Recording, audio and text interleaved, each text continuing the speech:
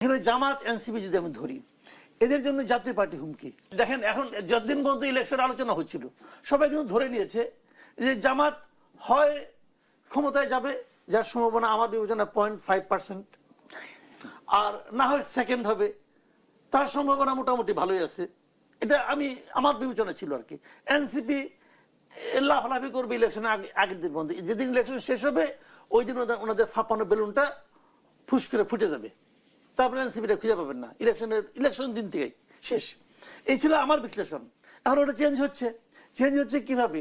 জামাত ওরা মনে করতেছে, কিন্তু আমি শুধু সিওরিটি দিচ্ছি না, মনে করতেছে যে এই ইলেকশনে তো নৌকা মার্কা নাই, তাহলে নৌকার ভোটগুলি কি হবে? কিছু লোক তো আছে যারা নৌকাকে ভোট দেয়।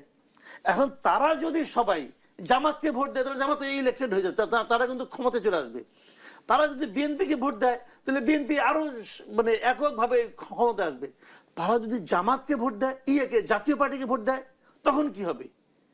ওই ভোটগুলো যদি লাঙলে পড়ে তো জামাত তো 3 নম্বর, ছাগলের 3 নম্বর বাচ্চা। তো এটা তো জামাত ভাই এখন এত তারা ক্ষমতা ভোগ করতেছে, ক্ষমতা আছে ডক্টর ইউনূস, তাই না? বাট ভার্চুয়ালি আমরা দেশের চেহারাটা কি দেখছি? প্রশাসন এবং আইন শৃঙ্খলা রক্ষাকারী বাহিনী এবং বিভিন্ন জায়গায় এই ক্ষমতাটা কিন্তু ভোগ করতেছে এনসিপি আর জামাত। অর্থনৈতিক বিভিন্ন খাতগুলিতে এনসিপি আর জামাত এরা ক্ষমতাটা ভোগ করতেছে।